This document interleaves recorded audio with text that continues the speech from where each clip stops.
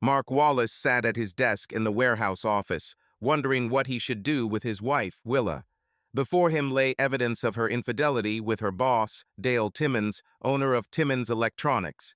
This company produced small electronic controllers that allowed computers to control mechanical devices. Some were tiny and some were quite large, depending on the application.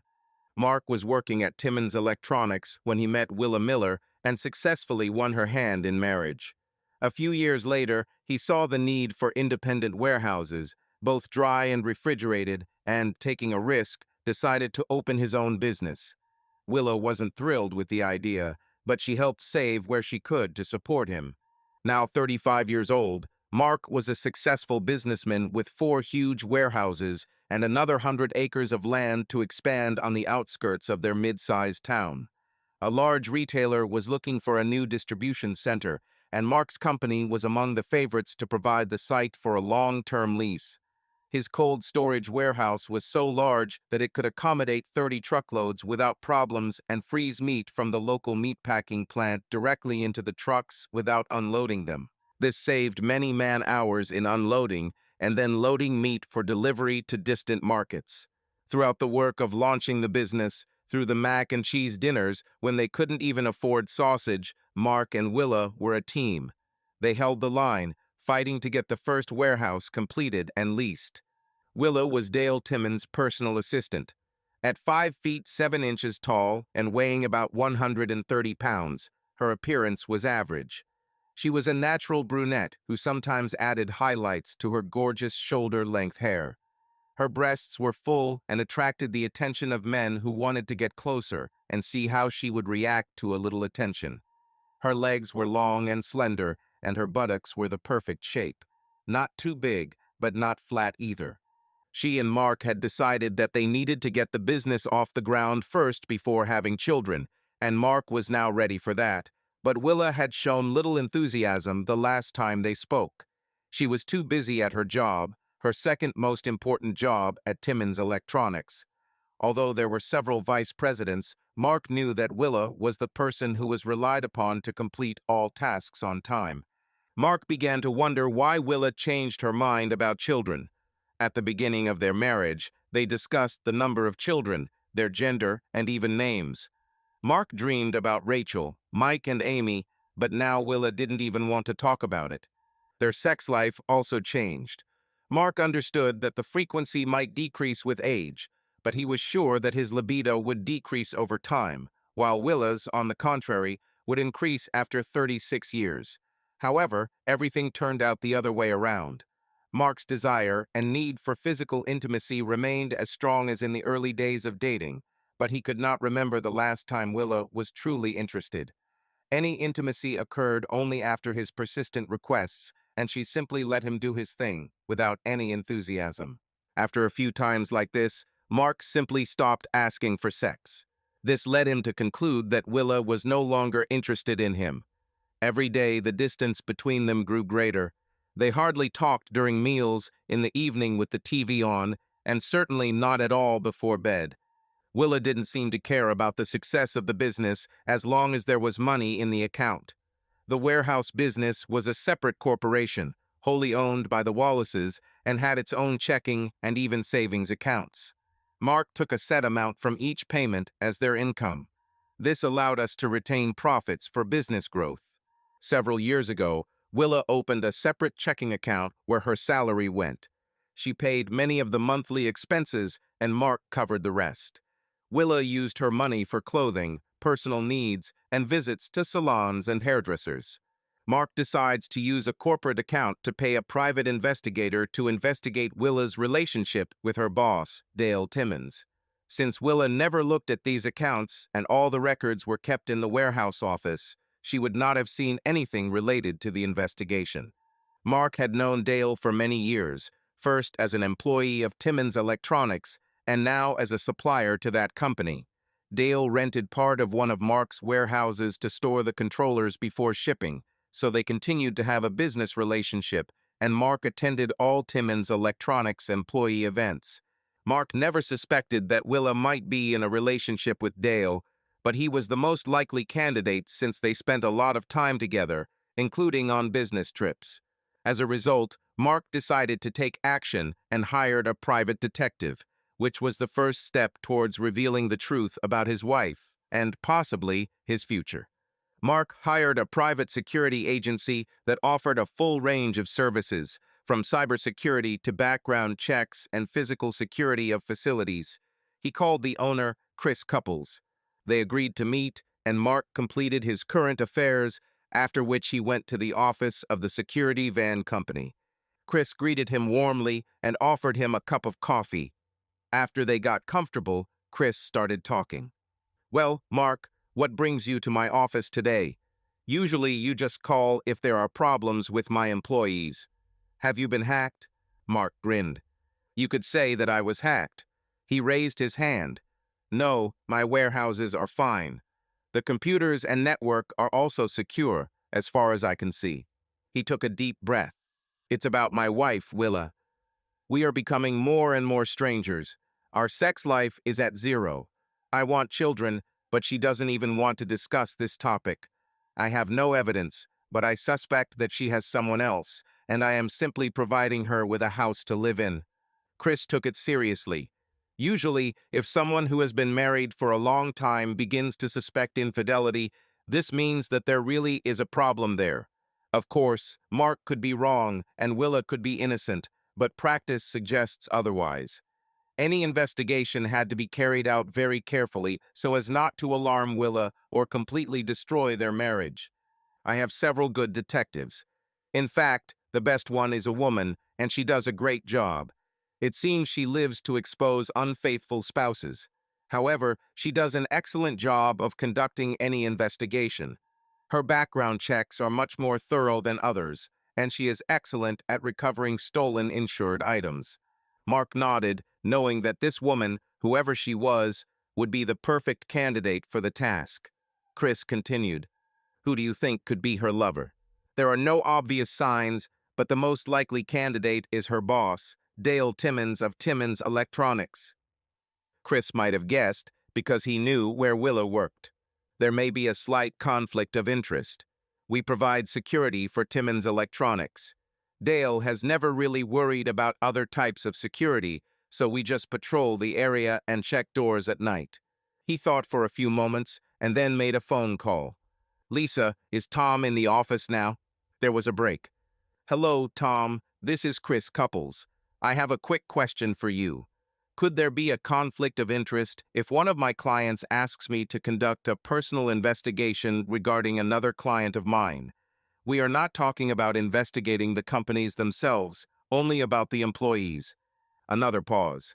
"Okay, I understand. Thanks for the consultation." Chris hung up. It was my lawyer.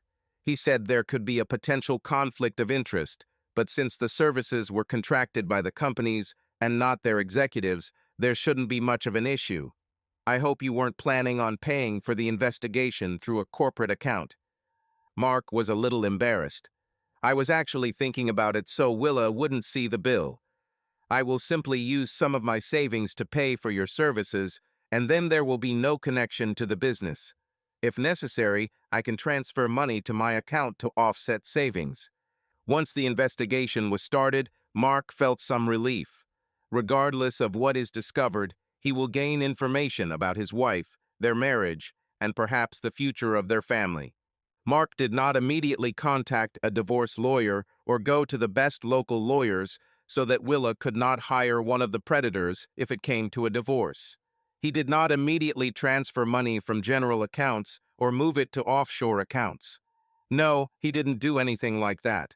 He just went back to work. Life continued as before. The Wallaces coexisted, as they had for the past months.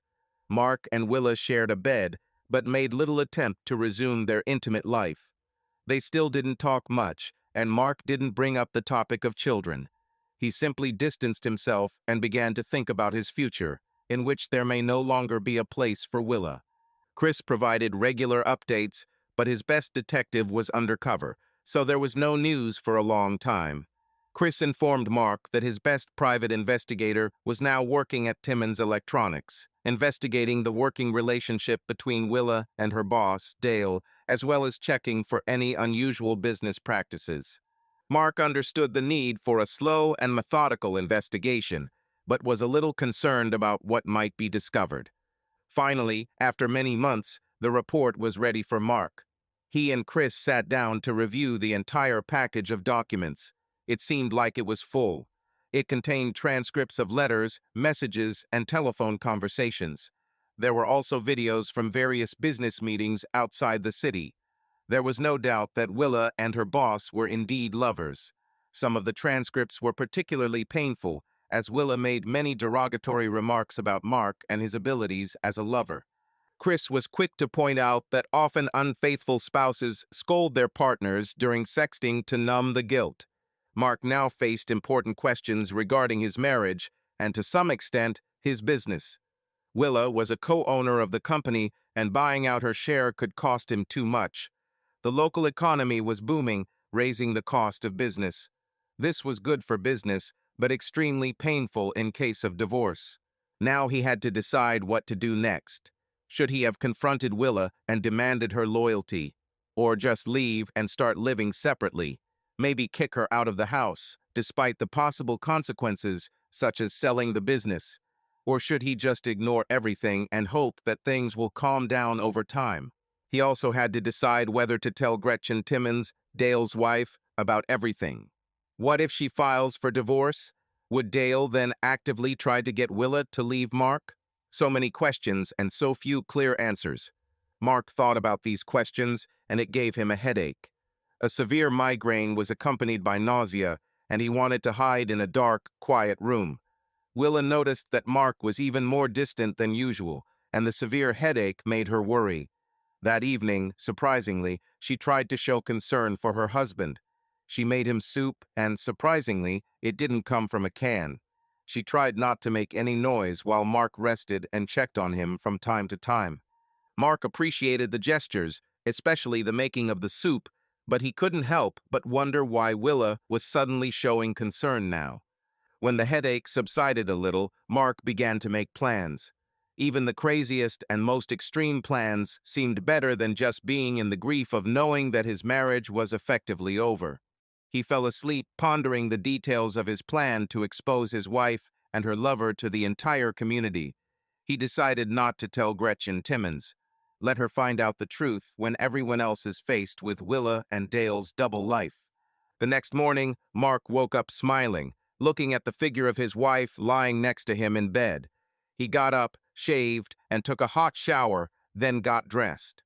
Willa was just starting to wake up when Mark was ready to leave the bedroom and go to breakfast. "Rise and shine, dear. Thank you for everything you did last night. I feel great. I don't know where this terrible headache came from, but now it's gone, and I'm ready for the rest of my life thanks to you," he said, leaning down and kissing her on the cheek. Willa didn't answer, still trying to fully wake up, but she was surprised that her husband, who had been depressed lately and barely spoke to her, now seemed alert and full of life. Later she showered, got dressed, and joined Mark for coffee. Her breakfast was usually with Dale in his office. Sometimes they actually ate something, but most often Will had sex. Mark sat down with her and said that he was going to start building a new warehouse. The company, which had been on the fence about building a new distribution center, had yet to make a final decision, so plans for the project were put on hold. Mark explained to Willa that each of their warehouses was initially a risk, but now they are profitable. A huge new empty warehouse may not entice a large company to make a deal, but it may attract other firms looking for similar sites with access to highways and railroad tracks that make logistics easier. Willa had to give in and agree with Mark's plans, since he had been right in all decisions regarding the company so far. Wallace Warehouse was preparing for another expansion. Mark also needed construction to begin to make his plan more effective. He went to the office and called his deputy, Kelly Parsons, to begin organizing the construction work. He then called his lawyer and arranged to update his will. While he was in the lawyer's office, Mark also updated the company's succession plan in case He was no longer able to run the business for any reason. His lawyer had been pushing Mark to take this step for a long time, so this plan did not arouse suspicion. Willa would still remain the majority shareholder in the event of Mark's death or incapacity. However, it would have no influence on how the business would be run. She could make a profit, but Kelly would become the CEO and would only have to keep Willa informed of how things were going. Willa would be limited in her ability to withdraw money so that she could not empty the accounts and close the company. She could sell the business, but she couldn't destroy it. Now it's time for the rest of the plan. Mark gradually began withdrawing money from the company's accounts several $100s at a time. Within weeks, he had saved up about $10,000 for his intended escape. He didn't plan to disappear for long, just a week or two, but by the time he returned, all his plans should have worked. Mark visited a veterinary supply store and bought some syringe needles. He didn't need syringes, so it didn't raise suspicions. He also dressed like an ordinary farmer, which helped him pass unnoticed. He then began carefully searching the internet for information, using the public library so that no trace of his search would remain on his home or work computers. At home, Mark continued to smile and communicate with Willa. She reciprocated his feelings and even initiated several intimate moments. It was both pleasant and bitter for Mark at the same time. The realization that Willa remembered who her husband was belated. At the first intimacy, Mark hesitated whether he should refuse, but having no evidence of illness, he decided that he did not know when he would have the opportunity to release again, and therefore decided to enjoy it. Mark and Willa also attended the Timmins Electronics Spring Celebration. The event included a buffet, games for adults and children. Prizes were given out to the adult winners, and each child was given a small toy for participating. Mark tried not to drink too much alcohol because he wasn't sure he could stop himself from getting into a confrontation with Dale. He avoided serious conversations with him, but sat and chatted with Gretchen for a while before joining the other small groups. It was a good evening, although Willa disappeared with Dale for a while. Not surprisingly, upon returning home, Willa did not take the initiative for intimacy, and Mark did not insist on her. Meanwhile, construction of the new warehouse has reached the excavation phase to prepare the site for the pouring of the concrete foundation. It's time to start planning. One evening, after staying late in the office, Mark began the next stage of his plan. He used a needle purchased from a veterinarian to draw some of his own blood. Mark knew it would be difficult for him to cope with this, but he did it. He hoped that he wouldn't have to put on a band-aid at home so that Willa wouldn't notice the puncture mark. Now he had the first bag of blood to carry out his plan.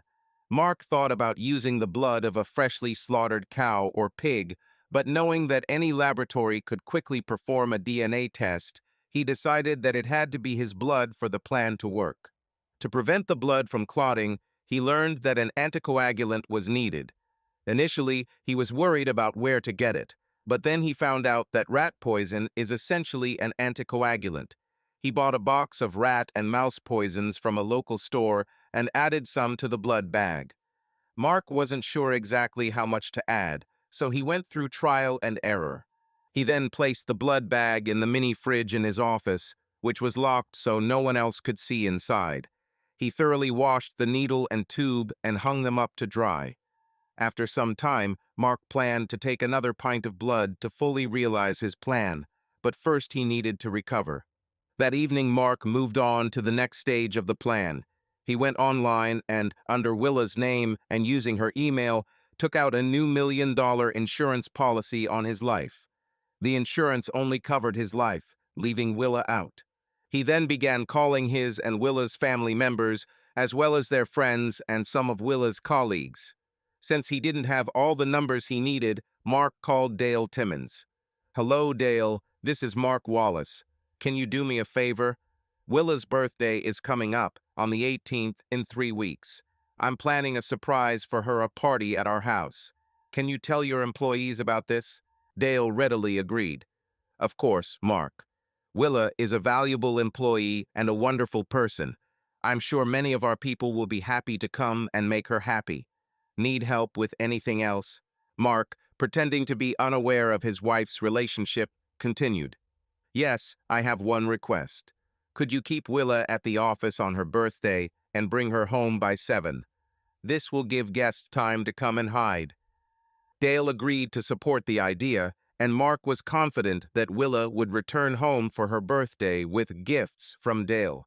Over the next few days, Mark arranged a birthday present for Willa and ordered a large cake. He also hired a catering company to prepare food for the party and arrived just before the guests first arrived.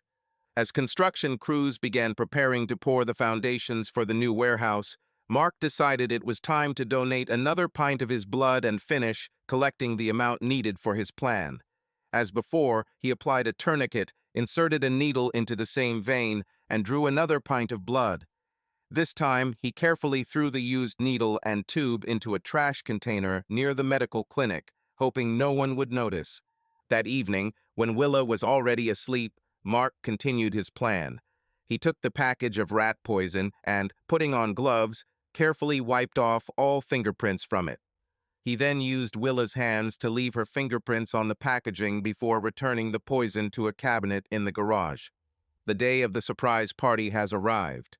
Mark agreed with one of Willa's relatives to come early and be at home, while Mark himself came up with an excuse to stay late. Mark didn't go to work that day.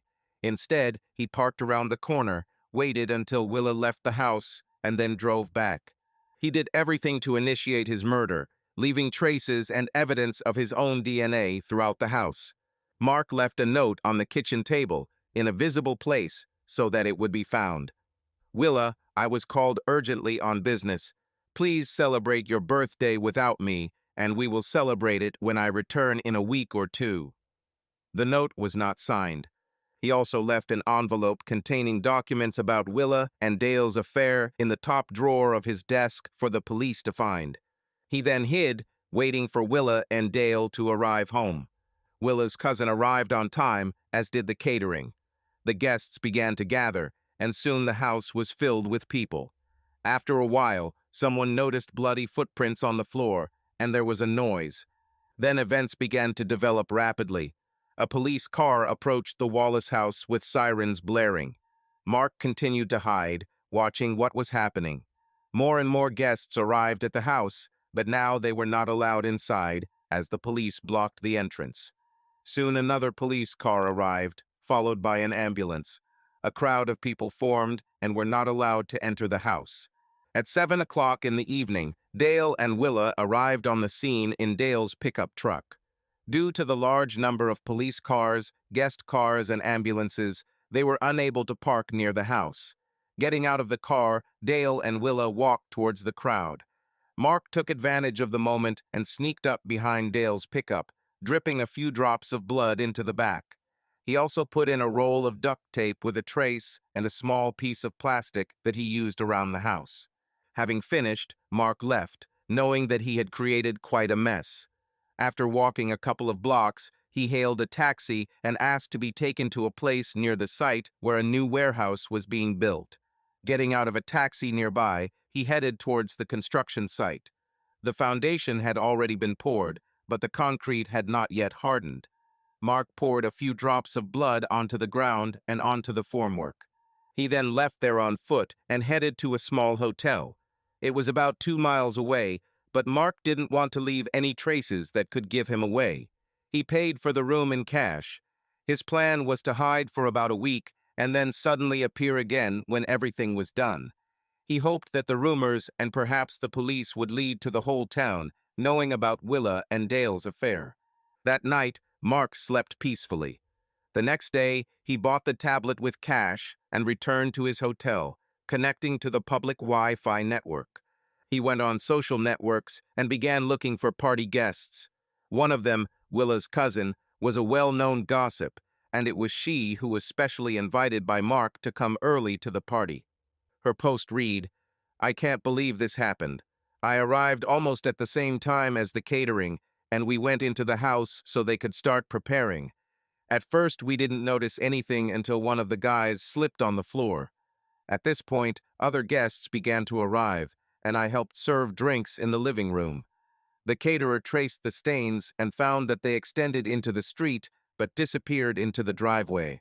Then he came back into the house, grabbed my hand, and led me to the bedroom. When we opened the door, I almost lost consciousness. It seemed as if someone had been killed here.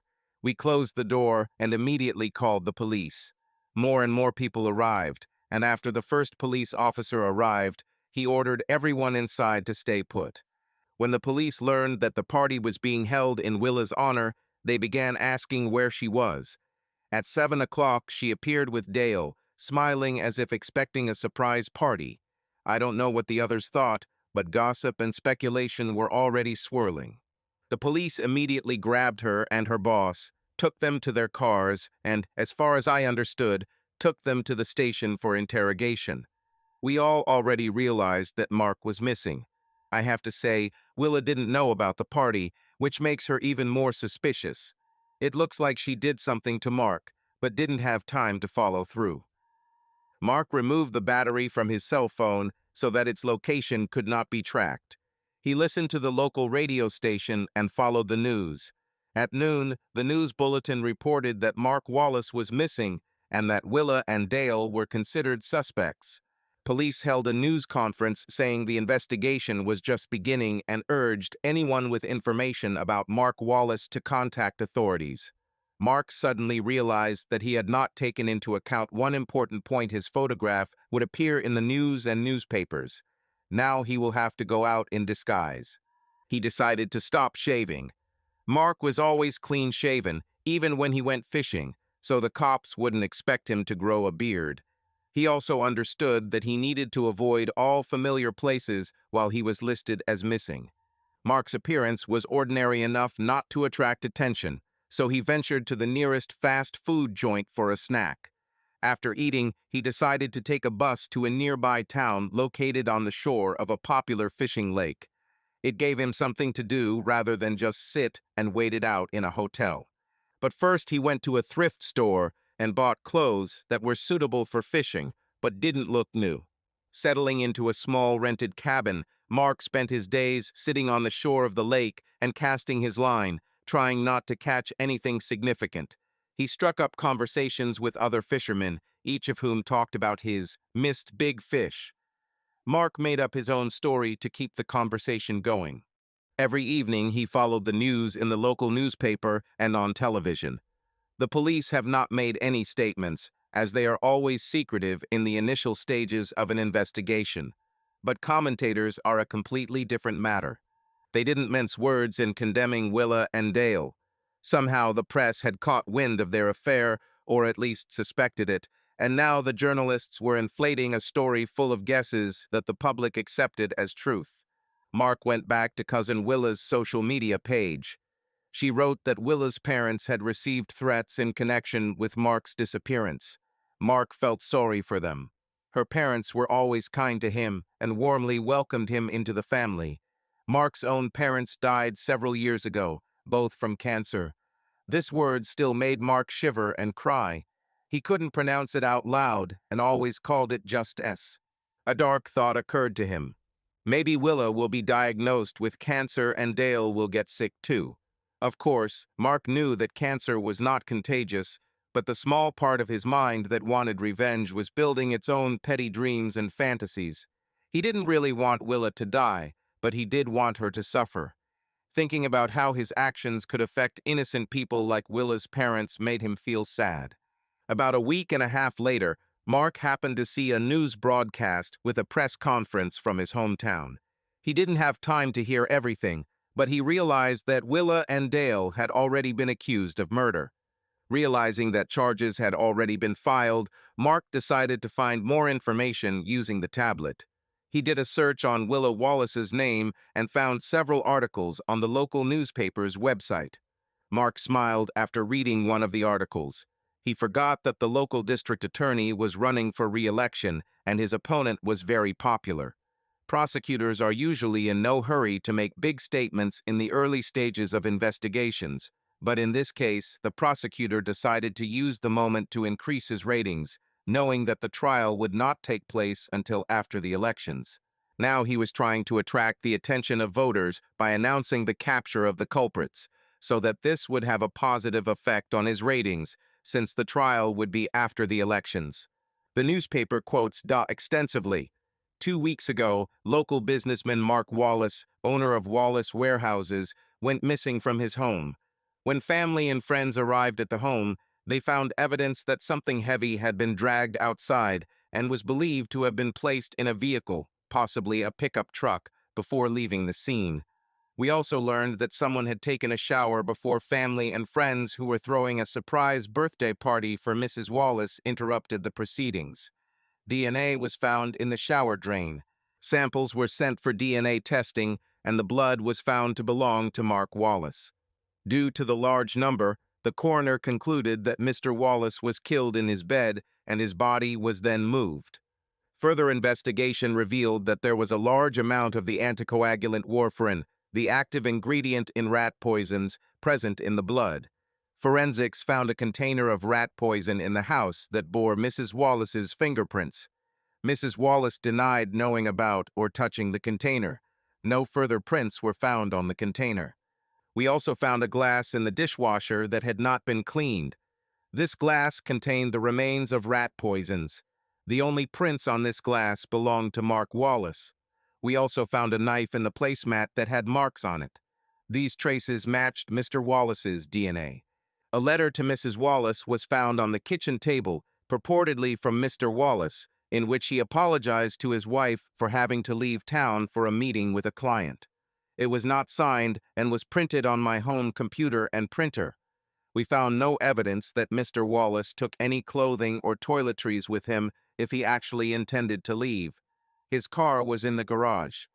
We interviewed his business partner, Kelly Parsons, and she confirmed that Mr. Wallace had no client meetings scheduled at this time. He has not responded to phone messages, and we are unable to trace his mobile phone. Either the battery has been removed, is completely dead, or the phone has been hidden so deep that no signal can be received. Mr. Wallace is presumed dead. The search for his body continues. As for motive, it was discovered that Mr. Wallace had evidence that Mrs. Wallace and her boss, Dale Timmons, owner of the electronics company Timmons Electronics, were engaged in a long-term affair. Moreover, an independent report submitted to our management shows that Timmons Electronics is experiencing financial difficulties and is in need of a cash injection. An investigation of Mrs. Wallace's emails revealed that a new $1 million insurance policy had recently been issued in Mr. Wallace's name. Evidence of the crime was found in Mr. Timmons' pickup truck parked at Wallace's home the night of the surprise party. Police also found a roll of tape and plastic bags in the car, which contained Mr. Wallace's DNA. Therefore, I asked the jury to return a charge of voluntary manslaughter, even though the body was not found. This is an unusual request, but our office believes that the two individuals who had motive and the greatest benefit from the murder may be attempting to flee the country, as both are frequent travelers and have valid passports. Mark finished reading the article with a satisfied smile. The newspaper also had a column discussing people who cheat on their spouses and what should be done about them. The only downside Mark saw was what would happen when he suddenly appeared alive and unharmed. Could he be charged with a crime? He needed to do something before the Da was made a fool of himself. Mark took the bus and went to the nearest town. Then he went to a local store that sold prepaid mobile phones. Of course, they asked him for his documents, but Mark said that he had lost his wallet and phone, and he needed to contact his family to restore all the documents and get home safely. Luckily, the seller believed his story. Mark guessed that in a tourist town, situations like this might happen often enough not to arouse suspicion. Mark called the local police hotline and identified himself. The operator froze, deciding whether to believe him. Then he was switched to detective. "This is Detective Mike Rollins. Please understand that the conversation is being recorded and the call is being monitored in accordance with department policy. How can I help?" "Detective Rollins, this is Mark Wallace. I think you're looking for me in connection with an incident at my house. I want to assure you and the district attorney that I am safe and sound. I organized this whole situation myself to show my wife, her lover, and our entourage that I knew about Willa's betrayal. I understood that the police would likely be involved, but I did not expect that charges would be laid before I returned to clarify the situation. I never planned to embarrass anyone other than Willa and Dale. The detective then questioned Mark at length to make sure it was really him and not an imposter. "We currently have 25 imposters on our list," the detective said.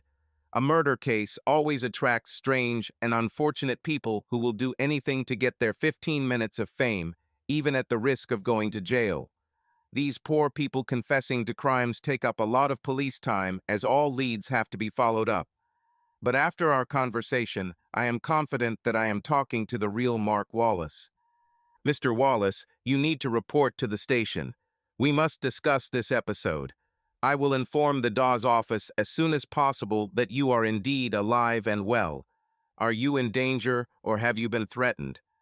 Mark shook his head, even though he knew Detective Rollins couldn't see it. "No, Detective, I am not in danger, and no one is putting pressure on me. I left town a few days after I started all this. I didn't let anyone in on my plans.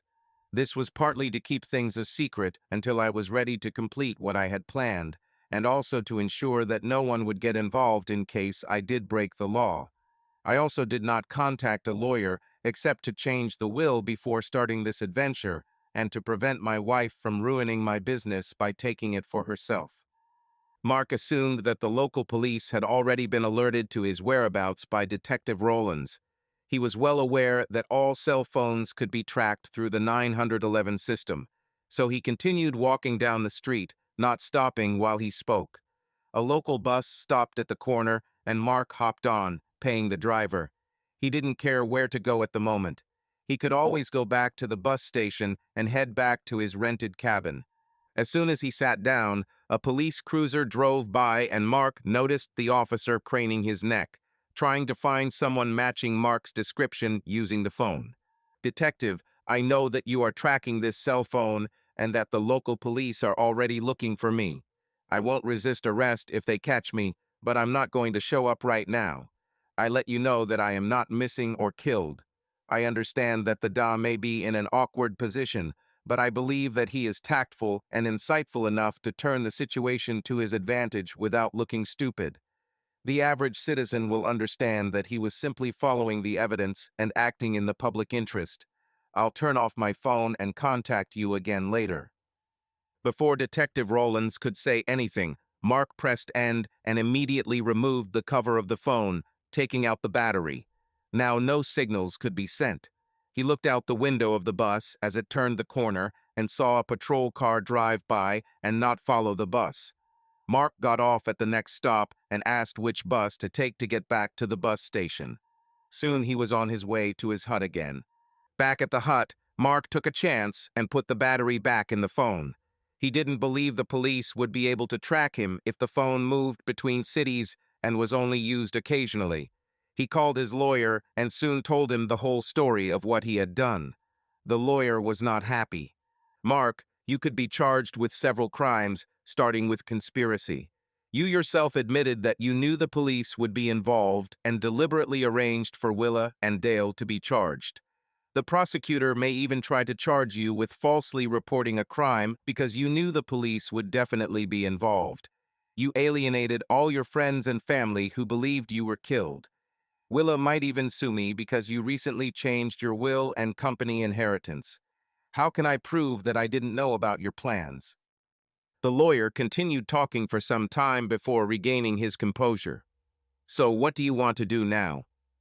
Mark knew that his old friend would not be happy, so he did not try to stop him or correct him in any incorrect assumptions. "At this point, I guess I need protection when contacting the DA. I'm sure Detective Rollins will brief him immediately before he even has time to hold a press conference about the jury." Mark paused, allowing the lawyer to agree with his words. "Then I would like you, or someone who specializes in divorce cases, to file for divorce from Willa. I have had no contact with her or any of our friends or family, but I believe she has been excluded from society since this all happened. This was my main goal. I wanted her to be symbolically labeled with a scarlet letter for treason, and for the entire community to condemn her and that idiot Dale Timmons. When the time comes and I leave it up to you, I want Dale to be served with a lawsuit for breaking up his marriage. I don't know if his company has a policy against relationships with employees, but he should pay for having sex with my wife. Mark paused while the lawyer jotted down a few notes. I'll probably also need someone to take the hit when I get back. I don't think I can calmly answer reporters' questions now. I'm sure they will ask very difficult questions about the whole situation, the affair, the party, what I did, and who I set up. I do not intend to answer these questions. The lawyer agreed, and they agreed on how Mark could keep in touch in case the DA tried to get a warrant to wiretap the lawyer's phone. Mark hung up and then called Kelly Parsons, his chief operating officer. "Kelly, this is Mark." Kelly immediately hung up.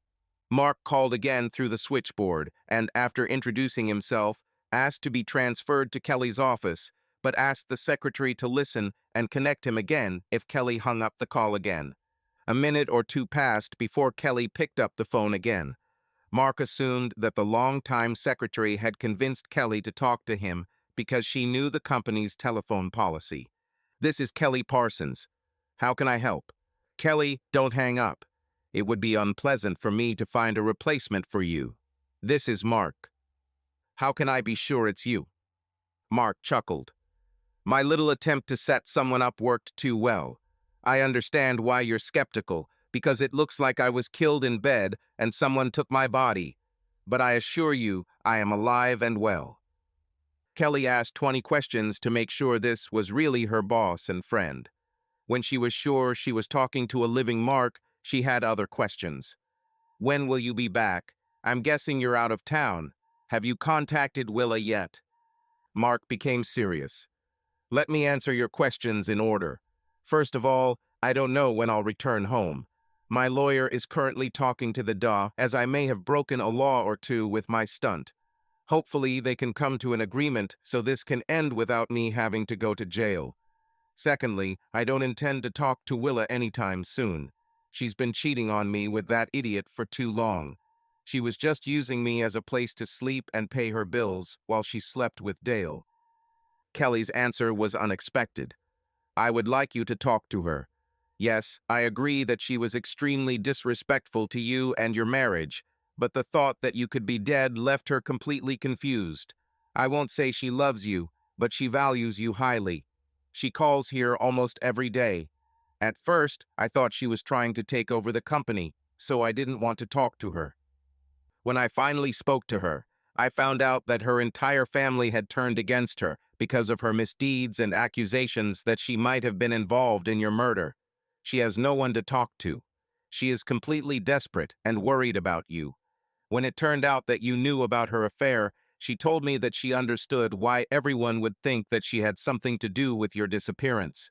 And when the DA announced yesterday that Dale was having financial difficulties, she immediately contacted me to see if he removed you in an attempt to frame her.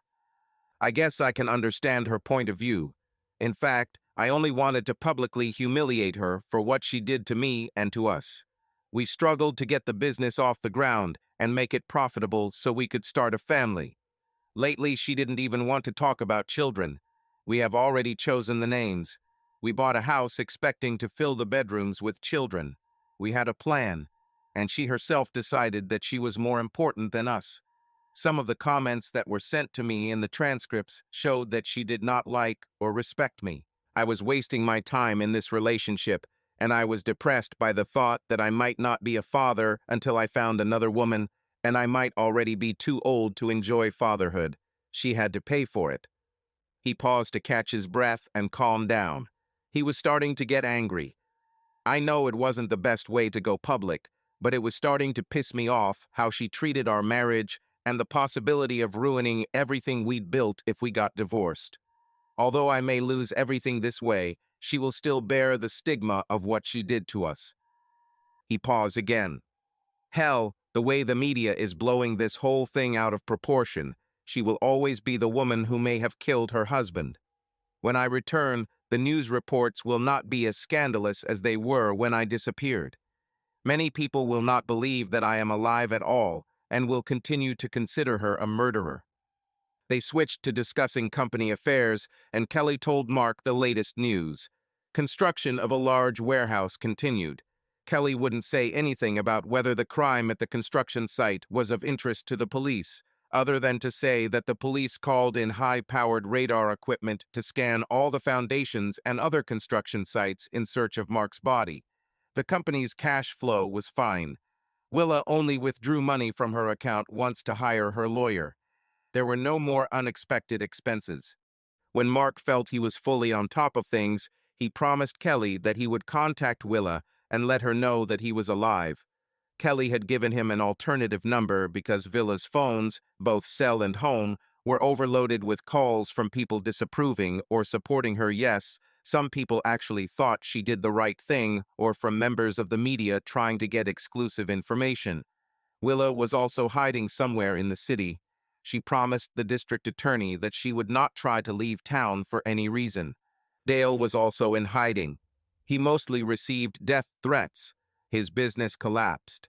Many customers have canceled orders or put them on hold until his personal issues are resolved. Gretchen filed for divorce immediately after the first news appeared in the press. Apparently, she was tired of his infidelity and was not going to stand next to her husband, who was accused of murdering his lover. She even filed a restraining order against him. Mark was glad to hear this. Mark left his phone charging after a long conversation with Kelly. The call to Willa had to be postponed until lunch. He left the phone and went to a restaurant overlooking the pier, where he had a bite to eat. Returning to the hut, Mark found that the phone was fully charged and began to dial Villa's number, but stopped. She most likely will not answer a call from an unknown number. He took out his personal phone, put the battery back in, and dialed her new number. She could see by the ID who was calling. Willa answered the third ring. She was hesitant. Mark initially wanted to mock him a little and start talking in a ghostly voice, but decided that Willa had probably suffered enough already. "Willa, this is Mark," he said, pausing to wait for her reaction. There was no answer. It was very quiet for a long time. Finally, Mark broke the silence. "Willa, are you here? This is Mark. I'm alive and unharmed." She began to sob. It was not just crying, but a complete emotional breakdown.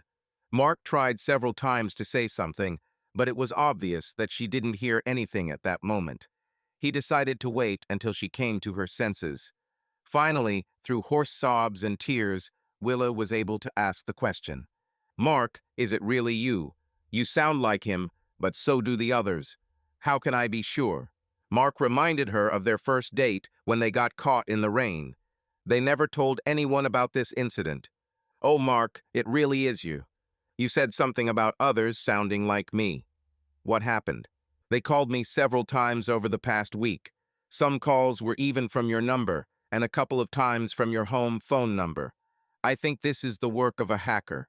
Each time, a ghostly voice, a little like yours, accused me of murder. It drove me crazy. The only reason I answered this call is because Kelly called me a few minutes ago and said you were alive and you were going to call me." She paused, then probably put the phone down to dry her eyes and blow her nose. When she picked up the phone again, she continued. "I was shocked when she called. With all the evidence, I was already beginning to believe that they really killed you and hid your body. I even blamed Dale for this. The only thing I knew for sure was that I was innocent." Before Mark could say anything, she continued. "I don't know whether I should be happy that you're alive or angry at you for what you did to me and to us. I want to hug you and shake you at the same time. If I yell at you, it will only be because I was very worried about you and was afraid that you were dead. At the same time, I want to understand why you did this. Why, Mark, have I really treated you that badly?" Mark knew this conversation would quickly go downhill. He needed to make one last comment and end the conversation. "First of all, Willa, you slept with Dale, your boss. Secondly, you didn't even want to think about children.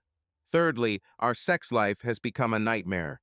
Fourth, you seem to have used our house only as a place to sleep and shelter from the elements while you did your job and continued your affair with Dale. You didn't care about anything we ever planned. You didn't trust me anymore. The only thing you were interested in was how the business was going so you wouldn't have to worry about money. You let him do things to you that you never let me do." She tried to object, but Mark hung up and turned off the phone. He then took the battery out again and put the phone in his bag. Mark felt very tired. Even his bones ached. He realized he had been tense all day, first driving into town, then calling Detective Rollins, then playing cat and mouse with the local police, and then returning to the cabin. The calls after his return finally finished him off. He decided to take a nap. When Mark woke up, it was already dark. He went to the restaurant and ate a light dinner. While eating, he tried to decide what to do next. He got bored here. Fishing was good for a short time, but he couldn't stay here forever. It was time to move on. Returning to the hut, he turned on the TV. He was never a big television fan, but always loved sports and news. He checked the local news to see if the district attorney had announced that Mark was alive, but there was no mention of his case in today's news. Mark suggested that the prosecutor was still figuring out how to present the situation in a way that didn't make him look stupid for being duped. He flipped through the TV program, looking for something interesting, and settled on an old rerun of The Fugitive. Mark thought he might get some ideas since the show was about a man convicted of murder, moving from town to town trying to clear his name and avoid getting caught. Maybe he should have done the same. He still had most of the $10,000 in cash. Unlike in the 1960s, when the series aired, he had access to the internet, credit cards, and, thanks to a major national bank, his money anywhere. He could maintain contact with his lawyer from anywhere in the world. Same with Kelly, she could contact him at any time. She was an excellent businesswoman, and Mark was confident that she could handle running the company. Any new contracts could be signed through FedEx if required. Mark could fly in to meet a potential client and then fly out again without attracting police attention. The next morning, Mark went online and began planning his long trip. He decided to head to the East Coast first. Many historical attractions of the country are concentrated there. Mark has always dreamed of visiting Boston and Baltimore, as well as Washington, D.C. Hell, he could spend a whole month just at the Smithsonian. By lunchtime, he was ready to leave. Mark gave his rod and reel to a boy who often hung around the dock. The boy looked sad and hungry and claimed that he loved fishing, but could not afford to buy equipment. Mark gave him all his equipment. The boy was delighted. Mark then bought a bus ticket. He planned to use a bus to get to the nearest city with an international airport. From there, he could fly anywhere. Mark spent the next year traveling. He stayed in each city for a week or more. Tired of motels and hotels, he finally bought a large Class A motorhome and used it as a mobile home. He would travel to new cities, find a good RV campsite, rent a car, and start exploring. Mark visited museums and parks and went to sporting events of all kinds, professional, college, or even high school games. It didn't matter to him where the events took place. Sometimes he would go to bars or pubs to meet the locals. He never drank too much, but was willing to pay for drinks if the situation called for it. Sometimes he started relationships with local women. He avoided married ladies because he didn't want to do to anyone what date did to him. He would have fleeting affairs for 1 or 2 nights, sometimes 3, before moving on. Mark did not plan to enter into a long-term relationship until he resolved all the issues related to his past life. Meanwhile, Willa resisted the divorce. She requested family counseling. Mark's lawyer agreed, but said that no one knew where Mark was, so the judge decided not to press the issue. Willa demanded a larger stake in the company, claiming that she, too, suffered along with Mark, especially in the beginning, when they were trying to get the business back on its feet. Mark's lawyer countered that the company was incorporated in such a way that Willa was only in an advisory role. She could sell her share, but could not demand that the company itself be sold. He presented the original documents, which contained her consent, confirmed by her signature. The court ruled that the company must pay Willa her share of the profits quarterly. This provided her with a comfortable life, but did not allow her to lead an overly luxurious lifestyle. Mark also gave Willa the house and cars as well as everything in the house. The house had a nice collection of guns and antiques that Willa had amassed over the years. The value of the property was significant. Willa also inherited Dale's position at Timmins Electronics. Dale disappeared without a trace when his financial fraud was revealed. The Securities and Exchange Commissioner was looking for him on other matters. When Dale disappeared, there was no one left to lead the company, and Willa took over. She led the company out of a financial crisis, and the board of directors fully supported her. She was earning an excellent salary and no longer needed to ruin Mark's company to maintain her standard of living. Through a lawyer, Mark learned that Willa simply wanted a private meeting to make her point. Mark finally agreed. He returned to the city the same way he left, by bus. He parked his motorhome 100 miles outside of town in a national forest and then took a taxi to the bus station.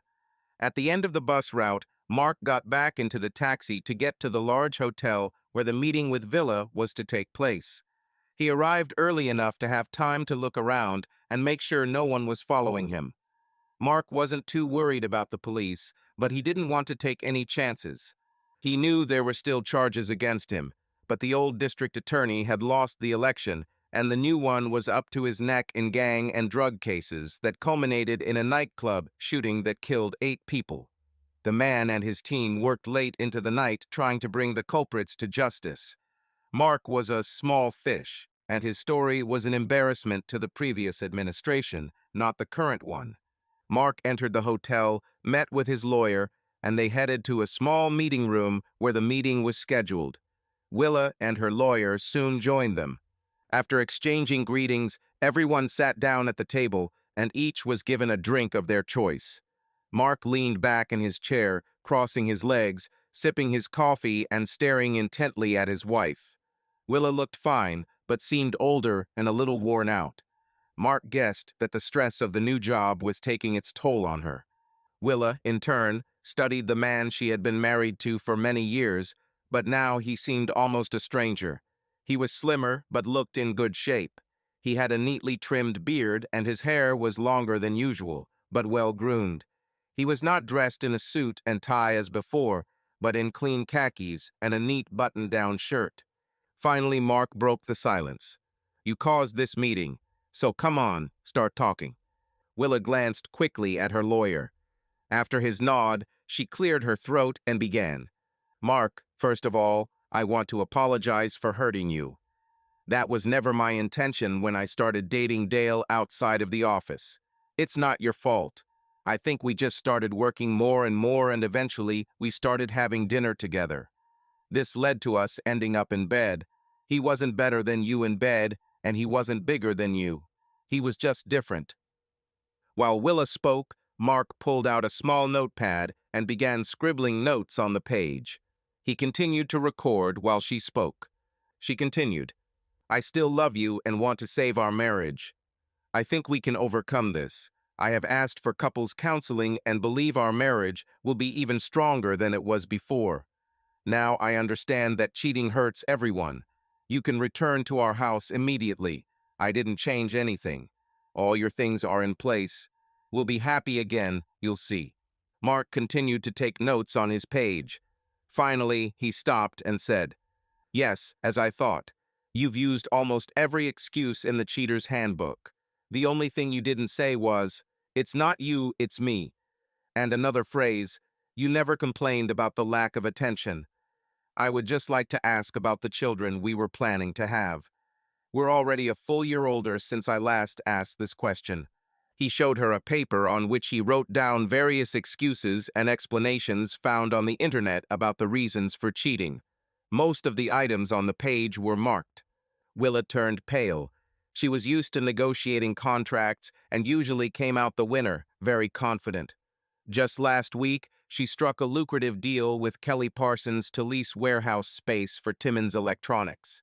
"I just thought we were a little old for kids. Besides, my job is very stressful.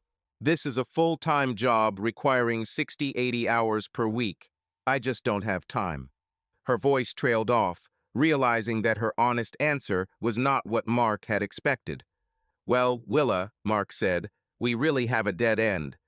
I found that I could run our company by hiring the best people for day-to-day work and only be available for urgent issues or large contracts. You decided that Timmons Electronics couldn't exist without you every minute of the day. I really don't understand why I would come back. I'll see you even less than when you slept with Dale, and the sex will probably be even worse. Mark stood up, realizing that the negotiations were over. Find yourself another stallion for pleasure in the office. That's all you need. He did not wait for an answer, but left the room and headed towards the bus station. Mark was a little surprised that Willa didn't try to stop him, despite her words about her great love for him. He did not waste time thinking, but confidently walked into his future. His intention was to call his lawyer as soon as he was on the bus and ask him to continue with the divorce proceedings. Mark was at peace with himself and ready for life as a bachelor. Once he is completely free, he can put down roots somewhere and start looking for a woman who will complement his lifestyle. As soon as he entered the small waiting room at the bus station, he heard a voice behind him. "Sorry, sir. Are you Mark Wallace, by any chance?" Mark turned to the patrolman. "Yes, I'm Mark Wallace. Did something happen?" "Sir, you are under arrest for false reporting and conspiracy to commit false charges against Willa Wallace and Dale Timmons. Please put your hands on your head and face the wall, sir." Mark obeyed and put his hands on his head. He didn't think the new daw would be looking for him. Willa probably called the police when he left their meeting. Soon he was handcuffed and then searched. After that, he was taken to the police station and detained. He was then placed in a holding cell until he was sent to prison. No one asked him questions or tried to talk to him. In prison, he was photographed and fingerprinted, after which he was back in his cell, awaiting a meeting with a lawyer. He did not have to put on a prison jumpsuit because the officer accompanying him told him he would simply have to post bail and then be released. Mark's lawyer soon appeared and assured him that he had already contacted the assistant district attorney. He offered a plea deal that would have avoided prison time and limited him to a minimum probation period. He was confident that this deal would be accepted and that Mark would be able to get out of the situation with minimal consequences. Mark agreed to this plan. He was then taken to a bail hearing. Since it was only a preliminary hearing, the judge asked several questions. The biggest question was whether Mark was a flight risk. Mark answered honestly that he is actually homeless, since his motorhome is his only home, and it is not considered a full-fledged home. He promised to move the camper van to a local campsite to avoid breaching his bail conditions. Suddenly, another lawyer approached the judge. "Your Honor, may I address you? I introduce Willa Wallace, Mark's wife. She has a place of residence in the city, and she is ready to post the full amount of bail, assuring the court that Mark will not try to escape. Moreover, she asks that he be placed under house arrest with an electronic bracelet to confirm his willingness to comply with the terms of his bail." Mark grimaced as he looked at his lawyer. He would never agree to house arrest in the same house as Willa. He suggested that Willa was furious and wanted revenge on him for the public humiliation he had inflicted on her. Being under her supervision and on a bracelet was not in his best interest. The judge considered Willa's lawyer's proposal. Mark nudged his lawyer and whispered a few words to him. The lawyer nodded and spoke. "Your Honor, my client appreciates his wife's offer of residency and bail, but he believes it is not in his best interest. Your Honor may not remember the events that brought us here, but my client feels this may be a ploy by his wife to avenge the humiliation he caused her when he exposed her affair with her boss. My client respectfully requests that the court consider other bail conditions. He is ready to surrender his passport and agrees to an electronic bracelet, but not in his former home and not under the supervision of his wife. Is your client willing to risk imprisonment if I don't agree with him?" "Yes, Your Honor. My client is prepared to be confined to a general prison cell and requests a speedy trial as soon as possible." "Clear. I'm calling a break. I asked the lawyers to meet me in my office." With that, the judge slammed his gavel and headed into his office, leading with him the prosecutor, Mark's lawyer, and Willa's representative.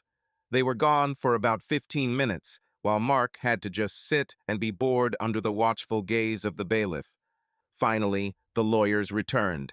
Willa's lawyer didn't look very happy. This reassured Mark. Mark's lawyer took him to a quiet place outside to discuss the situation. The bailiff went with them, but did not handcuff Mark. When they were alone, the lawyer spoke. Mark, the judge is sympathetic. He even laughed when he was reminded of what you did to prank your wife and her lover. The prosecutor also wants the case to be resolved quickly and quietly. He has more important things to do that distract him. He doesn't want to take the case to court. Are you willing to plead guilty if the judge then suspends your sentence and gives you probation? Mark thought about it. He was guilty and knew that if he was convicted, he could end up in prison. He nodded in agreement, and they returned to the courtroom. His lawyer spoke with the prosecutor, and the judge reopened the hearing. Mark stood up and pleaded guilty to the charge of false reporting. The judge sentenced Mark to a $1,000 fine and a year of probation. From that moment on, Mark became a free man. Mark went through the process of being released from prison and called Kelly Parsons. Kelly, I will have to stay in the city for a year while I serve my probation. Please arrange for my motorhome to be delivered here. Also, do we have available housing? Mark, I have a suitable place. I used last year's profits to buy a small luxury apartment building. We rent out 4 apartments and reserve 2 for our guests. Both are 2-room, fully furnished. All you have to do is choose which one you want, and I will arrange everything. Mark thanked his director of operations, and his lawyer drove him to the 3-story house. He chose the apartment that he liked best. It was located on the 3rd floor, was very spacious, and furnished with expensive furniture. After Mark called Kelly back and told him which apartment he had chosen, a courier soon arrived with groceries and a case of beer. Later that day, his employees, who had volunteered to pick up his mobile home, dropped him off. Mark also arranged for a car to be delivered to make it easier for him to get around the city. He moved some clothes and his computer from the mobile home to the apartment, and soon everything was ready. Mark spent the evening quietly in his new home, and the next morning he went to the office. It had been several months since he last visited his business, and he was pleased with the upgrades and updates that Kelly had completed while he was on vacation. Old employees came to greet him, and new ones were introduced to him. Most of the new people were very quiet when they met. Kelly smiled and told Mark that the entire staff had heard about the incident at the Wallace house, and the newbies were delighted with how Mark had exposed and punished Willa and Dale. A serious conversation began at work. Kelly began. What are your plans for the company? Are you going back to management? If yes, what will happen to me? Mark answered honestly with a smile. Kelly, you did a great job, maybe even better than me. The company is thriving and even expanding. I know we have several more large clients on the horizon who are interested in our buildings for large inventory storage and possibly a new distribution center. I have a couple of ideas to take us to the next level that I want to discuss with you. As for going back to management, I'm not sure I want that. I've enjoyed my time in the business remotely and trust you to make smart decisions that will help us remain profitable. By the way, we need to talk about how to keep you here. Would a share in a corporation help me understand how important you are to me? Kelly smiled at her boss. She was sure that he would not leave her on the street, but the offer of a share in the business became a pleasant incentive to stay and continue working in the team. They discussed options, as well as Mark's idea of expanding the company to other cities and replicating their success. They developed a plan to find vacant or abandoned properties to purchase and begin expansion. Mark insisted that Kelly remain in charge while he helped find new clients once the warehouses were up and running in the next target city. But Kelly introduced an unexpected twist. Mark, I want to remain your CEO or coup as you decide, but I need time to start a family. My husband and I have been waiting for the right time to have a baby for a long time, and I am happy to announce that I am 6 weeks pregnant. If you don't mind, could you take over the company until I'm ready to come back? Mark wasn't sure he wanted to dive back into running a business, but Kelly was invaluable, and he suppressed his doubts, smiled wider, and said, Of course, that suits me. I'll keep an eye on your chair until you need to get the new Parsons heir back on his feet. Kelly hugged him. By the way, how about you become his or her godfather? To say that Mark was touched by the request would be a gross understatement. He was speechless for a moment before smiling and happily saying yes. He hugged her tightly and wished her all the best in motherhood. In the following weeks, Mark was brought up to speed with the company and presented Kelly's ideas for local expansion. He approved of them all. Since Willa was a co-owner, she also needed to see all the plans, and she did not express any particular doubts about them. Willa repeatedly tried and used different, sometimes unexpected, methods to get Mark to sit down with her and try to revive their marriage. But she failed every time. She eventually managed to convince a judge to order mandatory marriage counseling. Mark couldn't challenge it, or he could have gone to jail for contempt of court, which could have jeopardized his probation. Mark could not choose a consultant, so he assumed that the specialist Willa chose would be completely on her side, ignoring his wishes and interests. He was pleasantly surprised when he met with Dr. Marcia McClellan alone. She immediately said that she had already had a meeting with Willa, and that the meeting was productive, but she had no right to reveal the details of their conversation. Likewise, she could not discuss with Willa what Mark would tell her in a private meeting. Dr. McClellan asked Mark questions about how she and Willa met, his upbringing, school and life experiences, and what motivates him in life.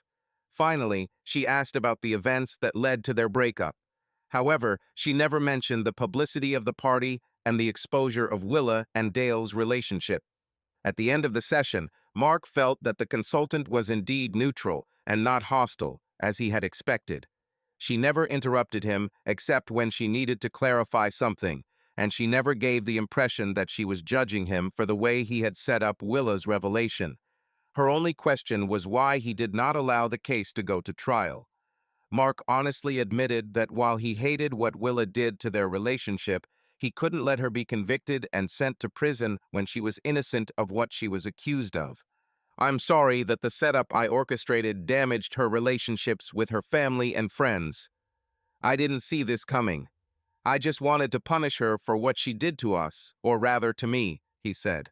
After the end of the session, Mark felt empty. He returned home, although it was still early, poured himself a couple of shots of his favorite bourbon, and rested for the rest of the day. Between sessions, he sent staffers to scout properties in other cities for the proposed expansion. Due to the terms of his probation, he could not leave the city, so he had to delegate these tasks. This benefited both him and his employees. Mark learned to trust his people, and they gained new experience. The first session with Willa was tense. Willa wanted to sit next to Mark, but he chose a place where he could see both her and Dr. McClellan without turning his head. He needed to watch their body language and listen carefully to Willa. Dr. McClellan began by asking them to talk about how they first met and what their first dates were like. It made them remember the good times. She skillfully asked questions about when each of them became aware of their feelings and how their relationship developed. She asked them to talk about the details of the wedding and how they felt, both positive and negative, about the ceremony.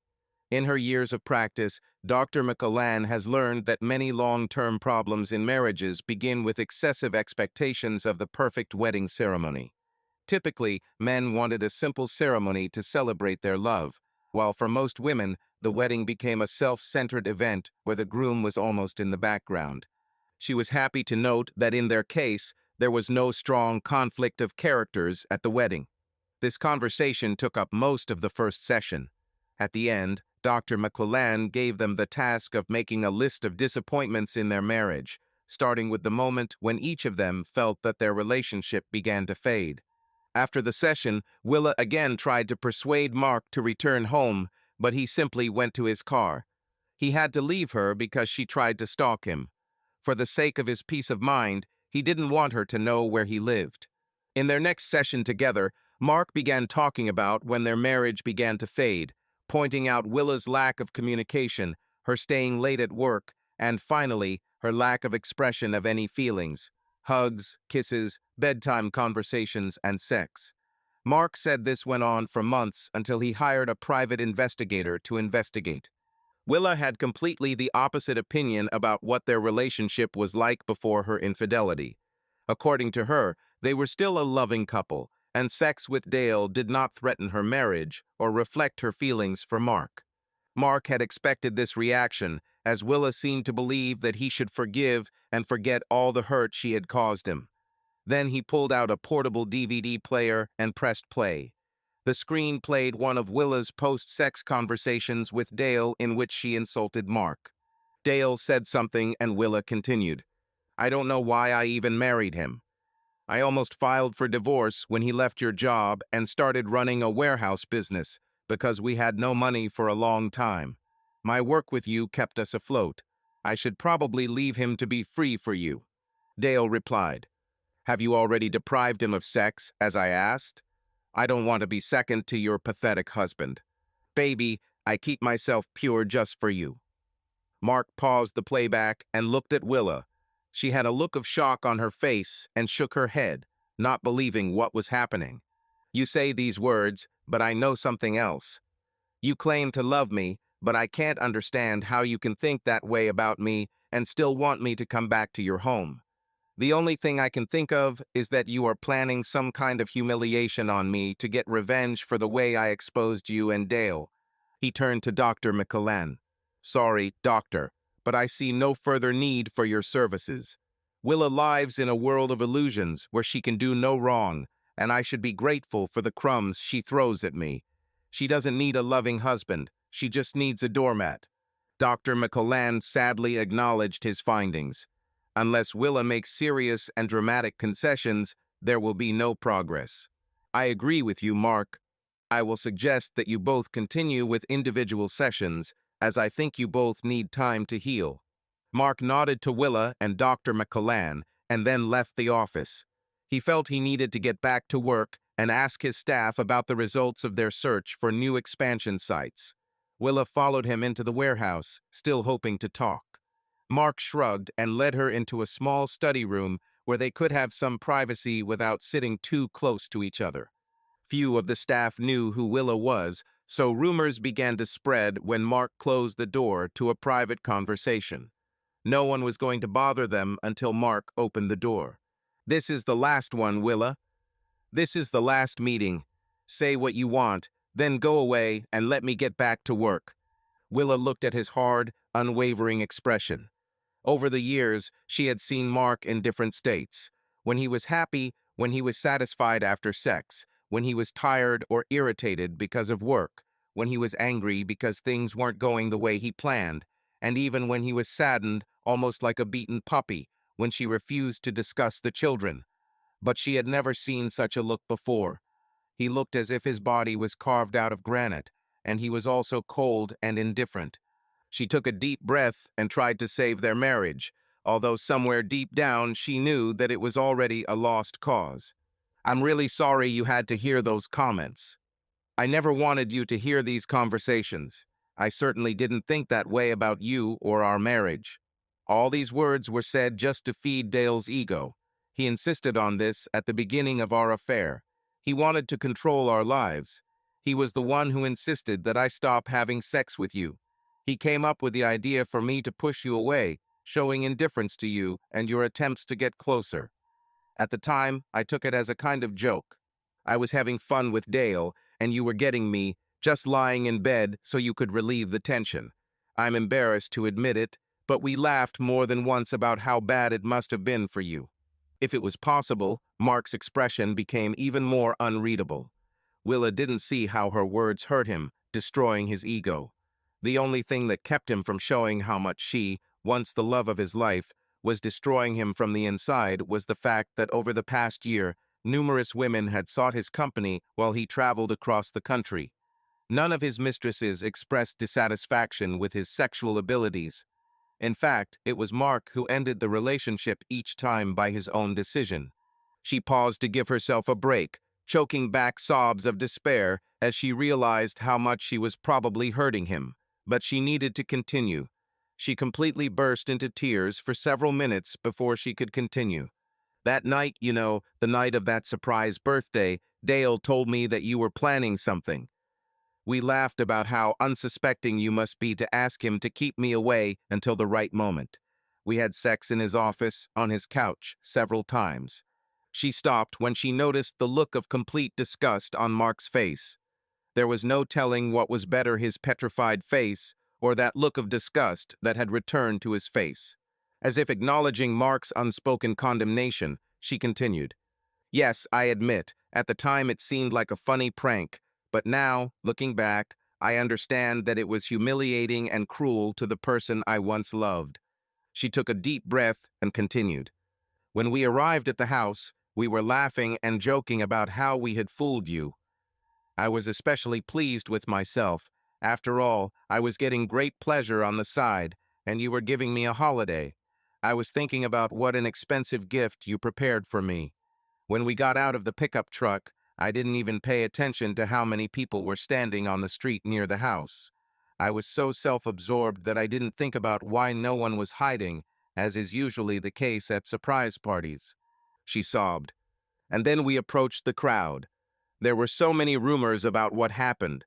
The only thing everyone seemed to know was that you were missing." Willa shook her head. "At first I was in denial. We talked to several people. At first they wished me a happy birthday, but then, as the rumors got worse, people started moving away from us and whispering to each other. At one point, someone asked us directly, 'What did you do with his body?' She burst into tears again for a few moments. That's when I started to really worry. More and more police arrived. Some people began to disperse. One of the officers approached us after we were pointed out and started asking questions. I asked about you, but he couldn't or wouldn't tell me anything about you. He just kept asking where we were earlier that evening. Of course, we couldn't say we had sex in an empty office, but that's exactly what we were doing while you were allegedly being attacked and kidnapped. I started to feel sick." She swallowed. "I think you know what you wanted me to feel, and I felt it.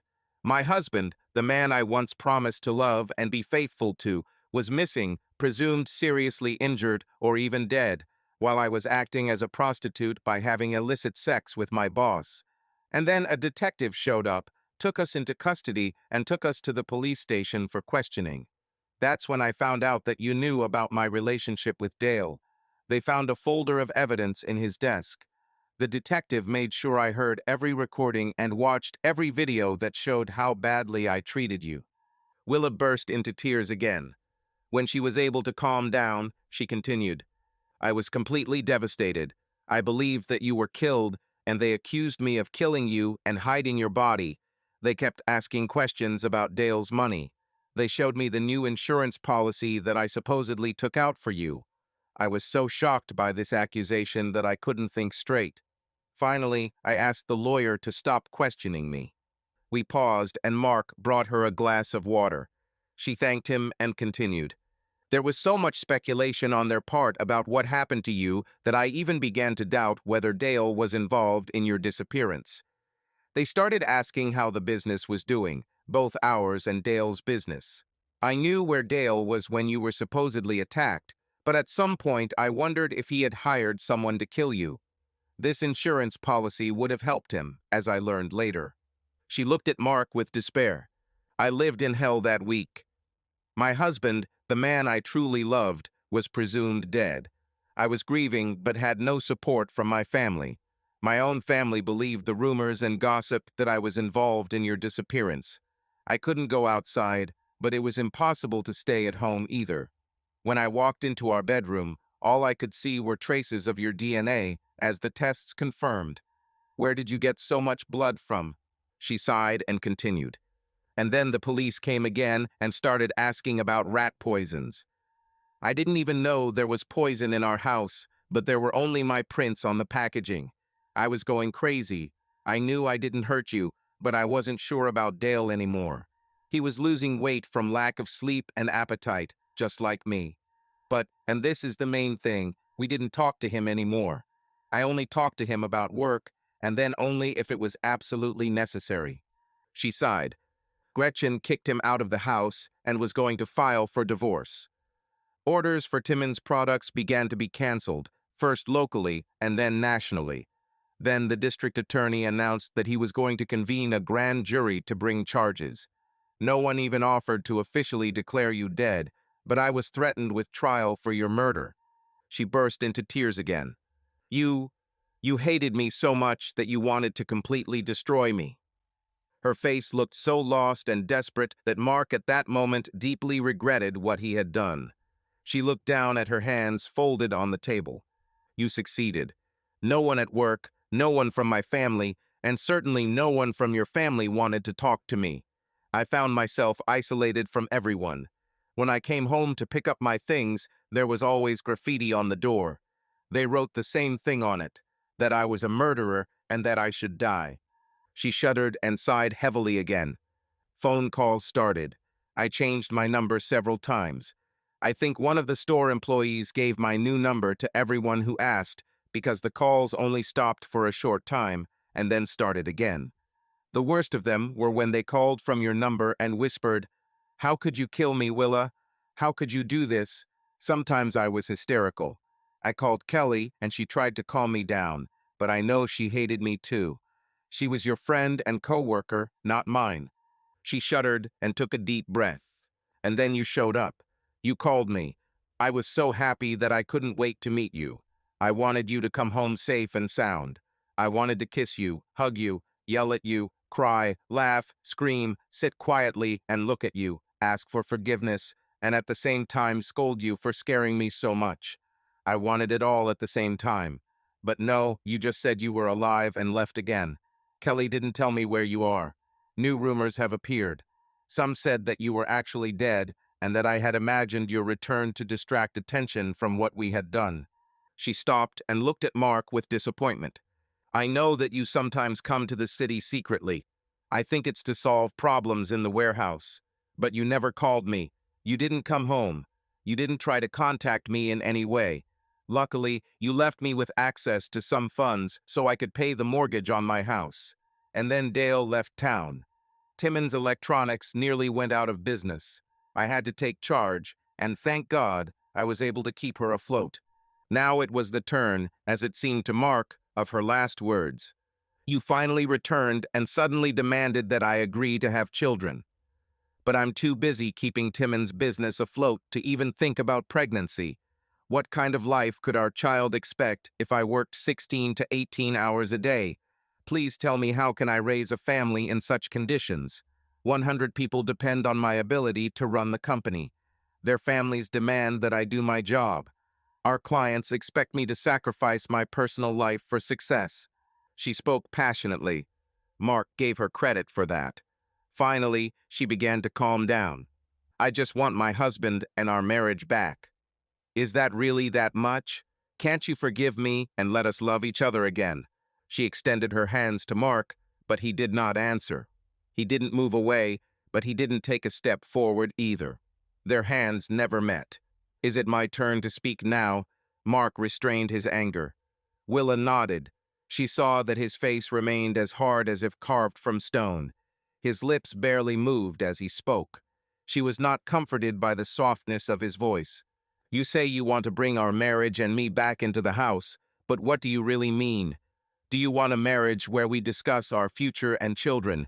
Or that marriage from a year ago when you only came home to sleep after having sex with your boss every day? Mark raised his hand to stop her attempt to answer. No, don't answer. I gave you the opportunity to speak. Now it's your turn to listen. Willa leaned back. Mark continued. You say you want to be married to me, but at the same time you say you need to work 16 to 18 hours a day to keep Timmons Electronics afloat and keep the employees, their families, and customers happy. Where does a husband fit into this equation?